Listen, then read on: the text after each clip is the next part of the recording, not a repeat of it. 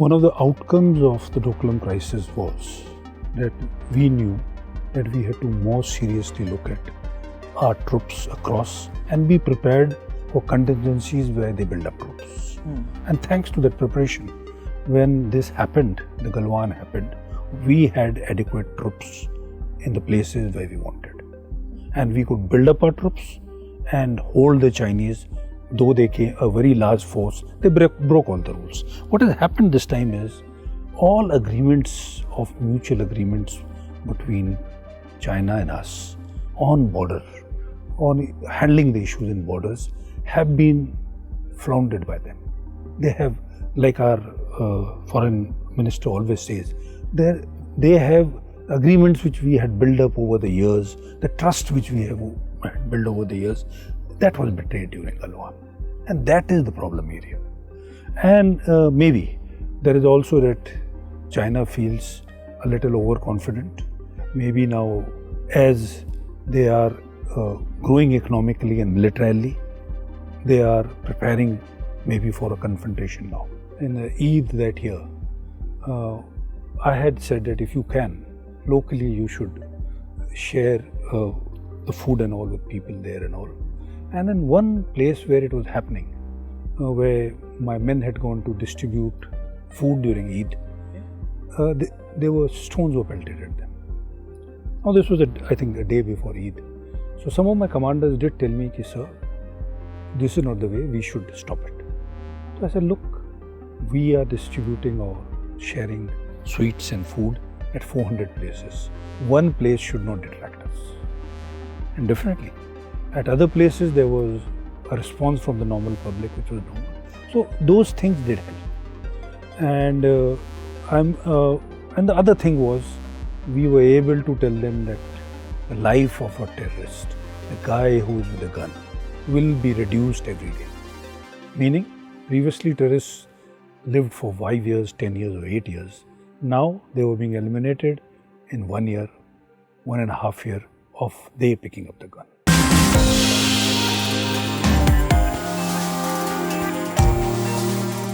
Joining us today for Hindustan Times podcast is Lieutenant General A.K. Bhatt. He retired as the Military Secretary of the Indian Army in 2020.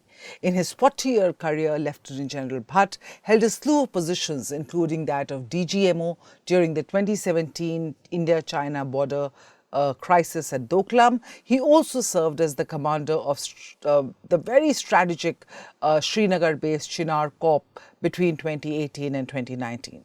Presently, of course, he is serving as the first Director General of Indian Space Association.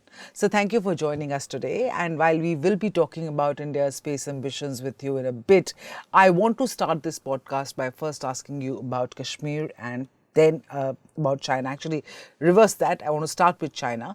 You were DGMO during the 2017 India-China border face-off at Doklam. I've heard you say that it was the time that you had the most sleepless nights. Looking back, take us through that time. What really happened? How did you get the Chinese to back off from their bullying tactics at Doklam? I should start at the beginning of that year, when I took over, a few months before that, when I took over as the Director General of Military Operations. And fortunately, as soon as I had taken over, there was a Chinese delegation with the first Western Theatre commander and other generals who had come to India. I got a first-hand experience of meeting them, talking to them, along with then the Vice Chief General Rawat. And for 2 to 3 days, we interacted with each other. This interaction gave me a little insight into what we were very polite to each other and we were talking, but gave me insight to what they were thinking. And in their talks, I had a sixth sense that there could be something this year. And as you know, the line of actual control, which is an unsettled border between India and China, because both of us have not been able to define a border there, demarcate it, delineate it, or mark it. There were vulnerabilities we had identified. One of the places where the issue was Sikkim. And the reason was that slowly in the last 10, 12 years, the Chinese had tried to inch forward, and now they were closer to a vulnerability that is to the Siliguri corridor. So this was one area where we were quite careful and we thought. And during the Western Theatre Commanders meeting, he did talk of one track which was there in the area of plateau we call in Sikkim. And there was a track which is on the ridge line and is slightly not defined very clearly. And he would say that 20, 30 years back, as a young officer, he could come to what we were not permitting them to do today.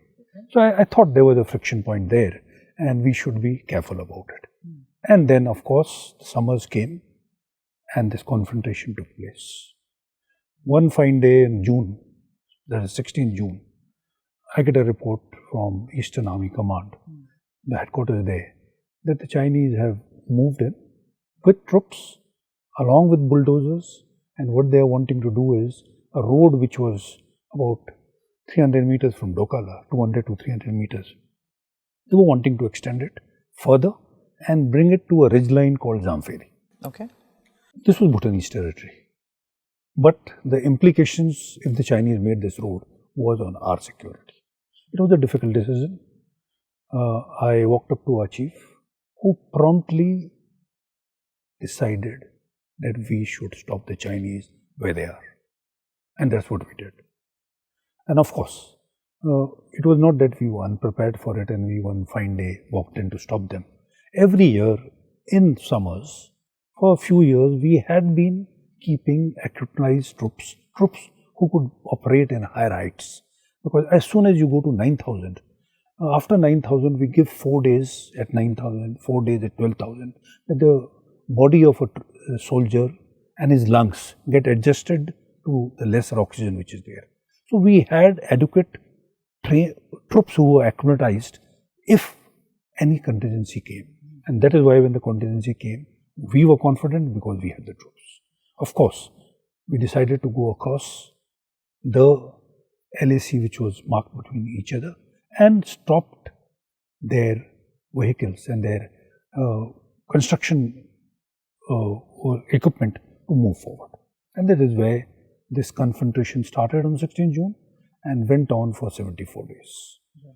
And of course, our government, our political masters, our Prime Minister, everyone was supporting us in our steadfast decision which we had taken. Okay, so tell us what those 74 days were like. You were at the forefront there. You were taking all the key decisions there. What were the instructions given to you from the highest office at that time? And how did you navigate those waters? There was no one instruction which was there. Of course, the bottom line was clear that we will not allow the Chinese to make that road and develop it to Zamferi Ridge. Right. And we had to do everything and be prepared for the worst contingency. So, as soon as this confrontation took place, from a few troops we had sent for the first day, firstly there was a build-up of troops. And face to face there was a lineup of Indian and Chinese troops stopping each other. In fact, because they had dozers on their side, on the third day our worry was that they could just drive in a dozer and how would our troops stop it. Fortunately, we had a road construction dozers on our side of the board road and we decided to put it across. In fact, that is a very famous picture which the Chinese sent saying that we have put the dozers across to their side. But what was more important was after this, there was intimidation. Intimidation by show of force. They built up a large number of troops. Across the Brahmaputra, which is an indication of offensive action, there was a large number of troops which were built into the Chumbi Valley, into other areas in Sikkim in front of us. Everything was done to intimidate us, to make us that we should go back. Well, of course, we had the total support of the hierarchy. At the highest level, there was a team or there was a entire team of officers who were, or people in authority led by the NSA, the foreign minister now, the foreign secretary, our CDS of course, the bosses of our intelligence, chiefs of our intelligence agencies, that is IB and RAW, I as a DGMO, the GS who sees China, all of us were literally meeting every day, taking a scan of what was happening, not only in Sikkim, but on the entire Chinese border, as well as also making a decision based on what is happening. Even our ambassador, Mr. Gokhale, who was there in China, was very often flying into India to brief the Prime Minister, to brief all of us, to tell us what was happening. Because there were when such a confrontation takes place, and there is nearly indication that there would be a war, channels of talking to each other not stopped. Any nail-biting moment that you can remember from those 74 All 74 days were nail-biting. But yes, I would distinctly tell you about is on 15th August. That is, it has been more than a month and this confrontation was there, but it was stabilized. This is 15th August 2017. So 15th August 2017, early morning, I had to go. The Prime Minister was unfurling the flag. And while I was traveling up, I was told there has been some problem in Ladakh. Ladakh is on the other end, up north there. And the information takes a little time. It did come to me. And they said there was a confrontation between troops, a little bit of, there was a physical, which had become a little too much. When later you would have seen those videos in the social media. In fact, the hitting each other and it had little gone too far. That was a great area of concern to me, of course to the whole hierarchy. Because there, that very tactical actions could have led to a flare-up. Right, and you were already engaged here, Yes. and then this was on the other end. Yes. Fortunately, the troops on ground, the commanders on ground, and the agreements which were there between China and us prevented that from that becoming ugly, or it flaring up to all places. But yes, that was a sleepless time, a difficult time when that happened. How the 74-day impasse, but then it ended. Both sides decided to pull back. And they decided I think the news came in the morning and by evening, troops on both sides had pulled back. How did it happen so amicably? We are staring at a last 3 years of a standoff. I'll come to that, but tell us about how that Doklam crisis was resolved. You know, if I would say the Doklam crisis, when I look back at it, of course, one of the main reasons of its early resolution was our resolute action on ground. Okay. And more importantly was that the entire hierarchy, and there I would start even with the Prime Minister, that he played a part in ensuring that it gets resolved amicably. In July, the Prime Minister went to a G20 meet in Astana. And during that meet, at that time the Chinese were not talking diplomatically or at the highest level. After the meeting, and at one time, the Prime Minister walked up to the President of China, and told him, okay, there has been an issue between your troops and our troops. I think we need to talk. That broke the ice. Okay. And that is how it went down to the level of the diplomatic level, the military level, and then we started talking to each other. And the solution came on 27th August when we withdrew. Let's talk about the current crisis. That face-off was resolved in 2 months.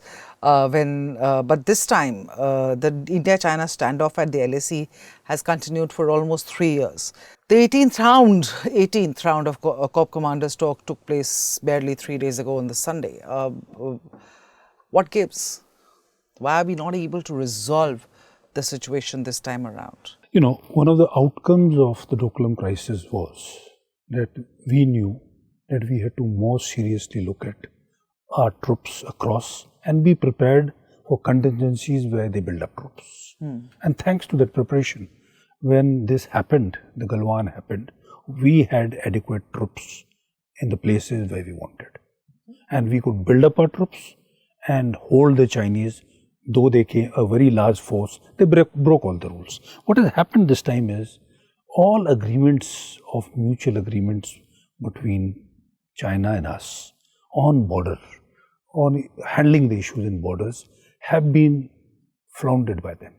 They have, like our foreign minister always says, they have agreements which we had built up over the years, the trust which we have built over the years, that was betrayed during Galwan.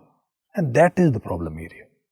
And maybe there is also that China feels a little overconfident. Maybe now, as they are growing economically and militarily, they are preparing maybe for a confrontation now. But the issue is, I am sure it will get resolved. The fact that there have been talks, 18 Corps Commander talks, the fact there have been WMMCC meetings is that both sides do agree to talk. I am told that the Raksha Mantri is also talking with their defense minister very soon. So the talks are going on. Yes, a resolution of troops pulling back, maybe that is not taking place, but there is communication, which is very important. And secondly, of course, we have to handle the LSC from a position of strength. And that position, you talked about these special troops at the LAC, the position of strength, special troops trained to fight in very low temperatures, high altitudes. What are these troops? Is there a special name for them? Not only special troops, all Indian Army troops are special. Yes, that's of course. But is there a different set of troops who are trained for fighting this kind of inclemental weather? All our troops, especially our infantry, artillery, our armored corps, all troops who go there, they acclimatize to live in those conditions. And fortunately for us, our men, they are strong not only physically but mentally. Our abilities to be able to survive, to be able to be capable to fight in very, very difficult, adverse weathers, adverse terrains, places where oxygen is less, is very good. This is what has been the ethos in the training of the Indian Army. And also, each man at the highest position is so confident that the nation is behind him. Moving on to Pakistan, most people, especially in the policy circles, in security circles, when you talk to them, they talk about China as the biggest threat for India and Pakistan just an irritant. But the fact remains that Pakistan's continued ability to instigate terrorism in the valley and in other parts of India, that sort of keeps them relevant as far as our Indian consciousness is concerned. You served as the commander of the Chinar Corps between 2018 and 2019. That was the time marked by gunfights, civilian abductions. In fact, it is remembered as the worst or the bloodiest year in the valley in over a decade. Tell us about that year. Tell us about your time there. Yeah, it is bloodiest because the maximum number of terrorists were killed. And that too, yes. In a maximum, decade. okay. But otherwise, we brought back the narrative in 2018. After 2008, we had brought the violence levels to a good level, but a new thing started. And that was the narrative of something which was like an intifada. People moving, terrorists who were killed locally, a big show being made out of it. And in a few years, there were more casualties of civilians than of terrorists. Or the terrorists, there were more civilians dying.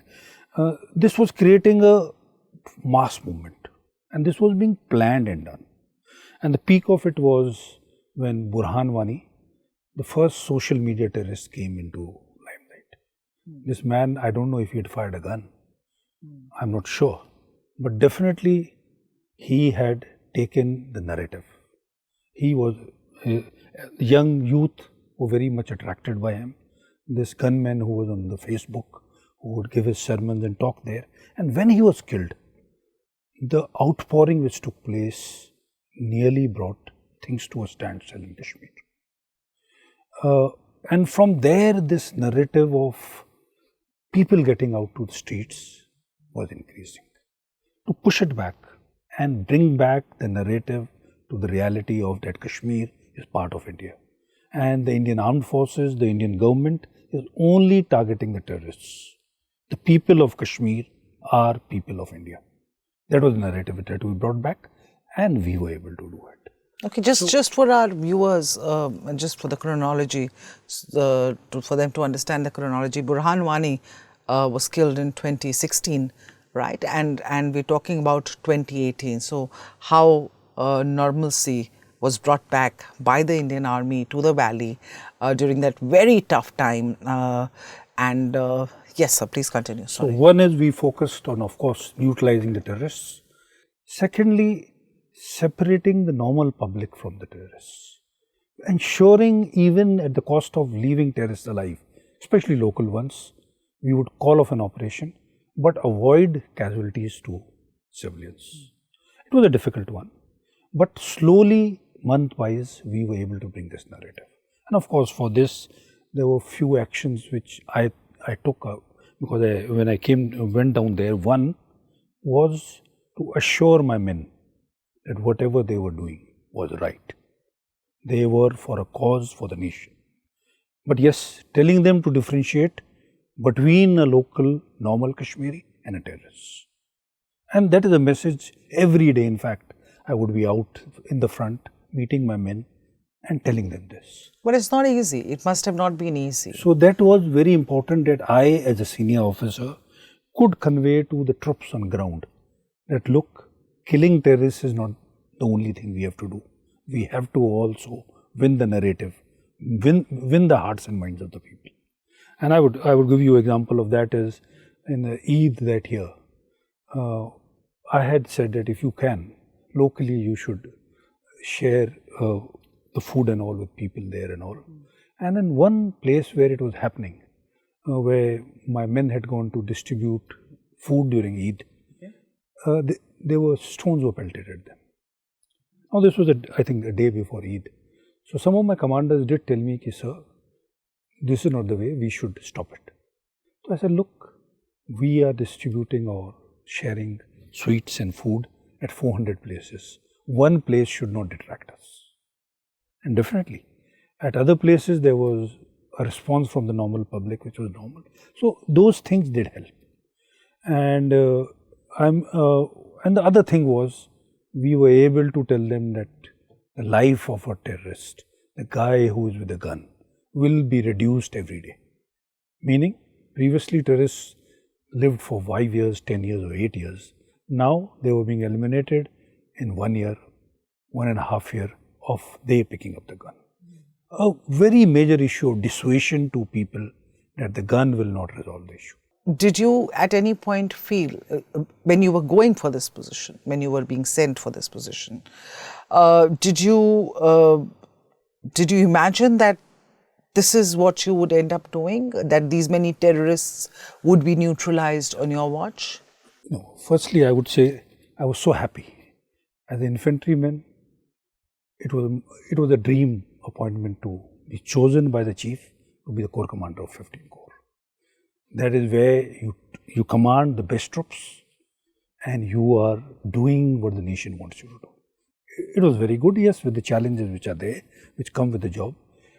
I knew we had to bring back the narrative. We had to, all of us, because it is not the only army which is carrying out CI operations.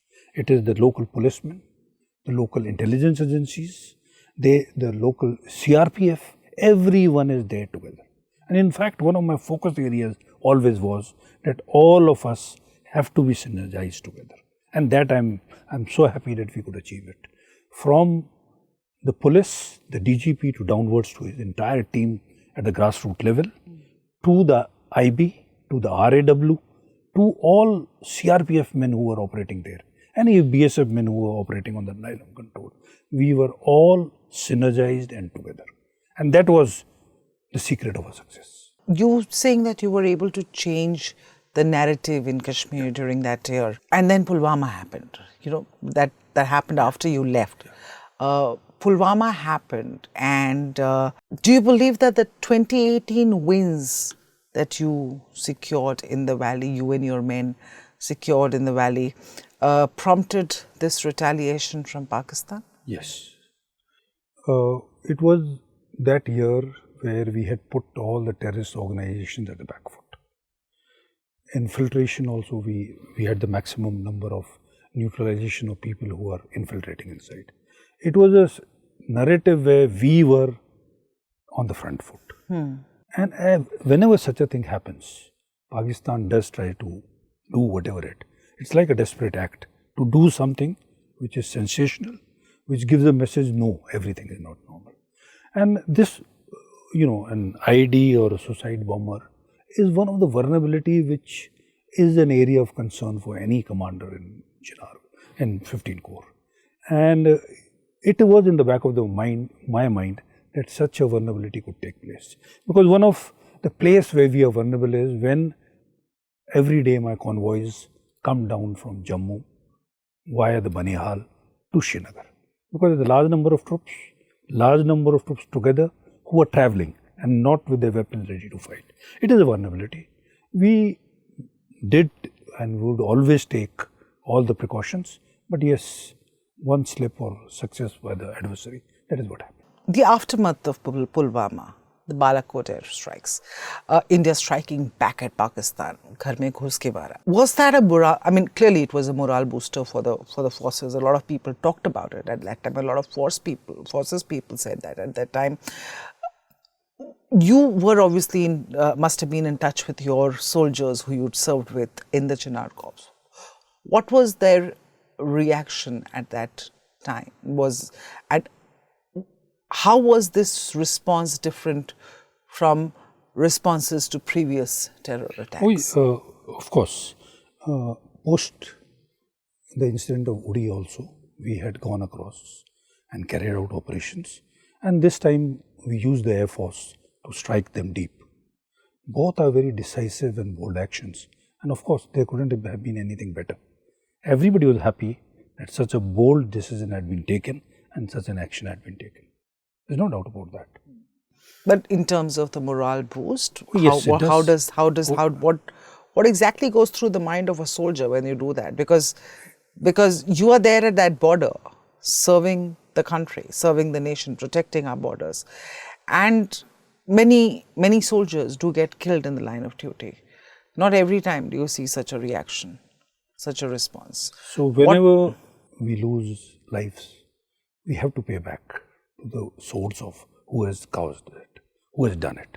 And here there was an action, we did it, we clearly and distinctly told the nation which had done it that if you do it, you will be punished.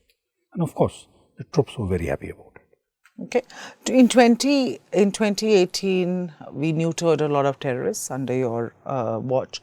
In 2019, Pulwama happened, then Balakot happened, and then 2019 August, Article 370 was revoked in the valley. That abrogation of Article 370, the sense of normalcy returning to Jammu and Kashmir.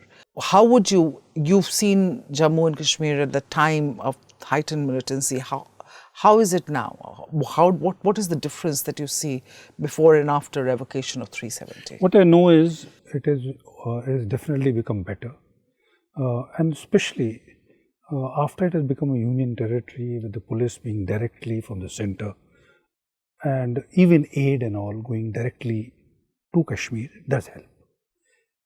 We are moving towards normalcy every day. From then on, from after Article 370 has been removed until today, things have been improving in the valley. There have been a spate of targeted killings in the valley again. It's not as bad as 2018, but targeted killings of outsiders.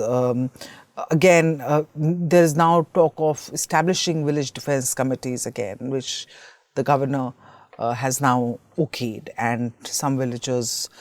Can you take us through this entire concept of village defense committees? Do you think bringing them back into the into the fold as far as Jammu and Kashmir is concerned is sort of going to help tackle the situation or worsen the situation? I'll tell you about the village defense committees, and this has been a very it's an old concept.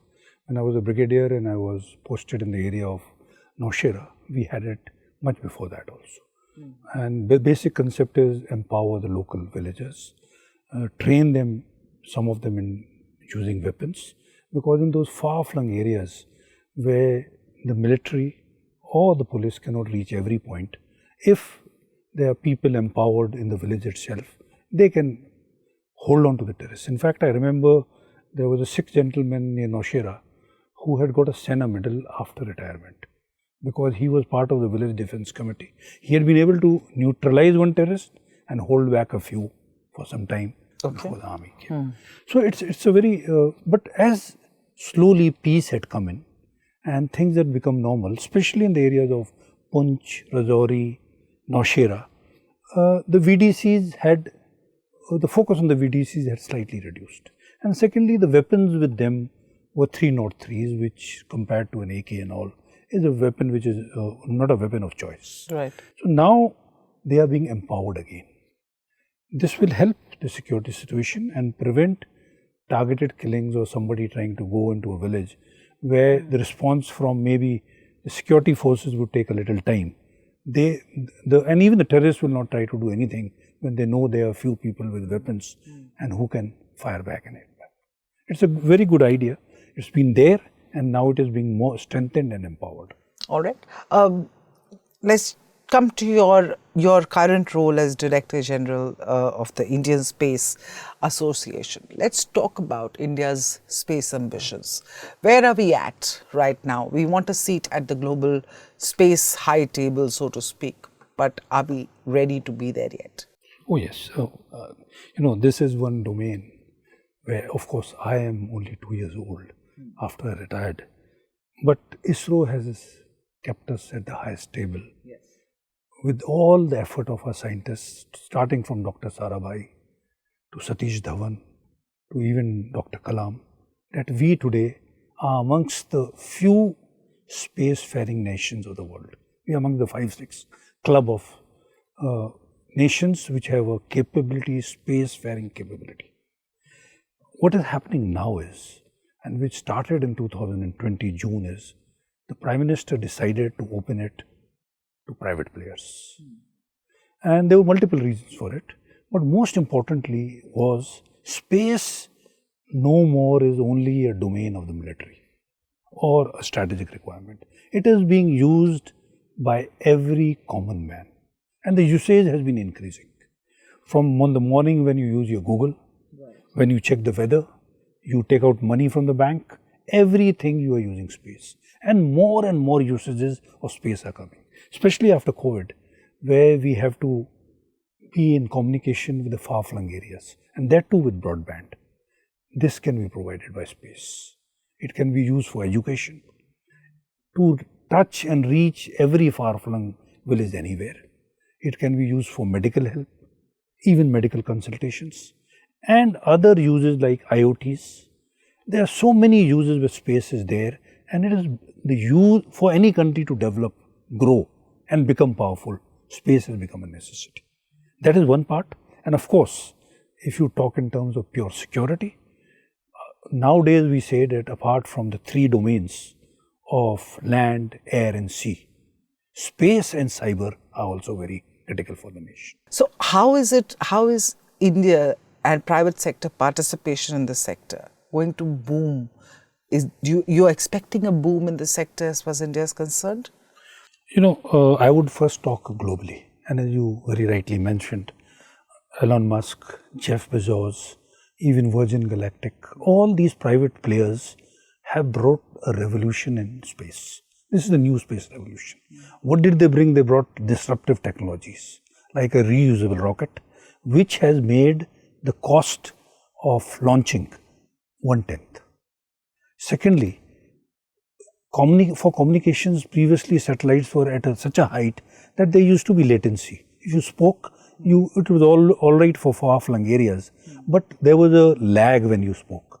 But they brought a revolution that now there is a low Earth orbit from 400 kilometers to 2000 kilometers, where there are a large number of satellites moving around, that you will have seamless communication anywhere. And now both of these things have been done by private players in USA.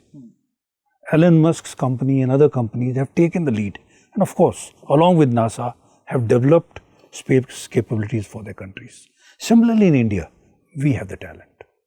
We've had an IT revolution, we had a revolution in pharmaceuticals, and now is an opportunity in space. Okay. And the positives are that the policy has just come in April now. Of course, the intent of the government was declared in June 2020. There is one company of young men, startup, started in 2018, and they have already launched a rocket. Okay. A suborbital rocket, you would be knowing Skyroot. Then there's another company of young men who also a startup came up around that time, Pixel, which is now making a constellation of 36 satellites for remote sensing. Okay. And they are using the high end of science, hyperspectral remote sensing, which they would be carrying out. And their clients are not only Indians, they are world over. They have got a contract from NRO, that is the US Defense Agency. So, our startups, the talent we have in India, many who go there and work in US now are working here will work and here. and growing the Indian ecosystem, the Indian space and we hope ecosystem. Like IT, which has provided a lot of jobs, opportunities to us, to our young men, to go abroad and also work in India, will also happen in space. That's great to hear, sir. And thank you. And let's end this podcast on that positive note. Thank you, viewers, for watching us. We will keep coming back to you every week. Stay tuned to HT Podcast.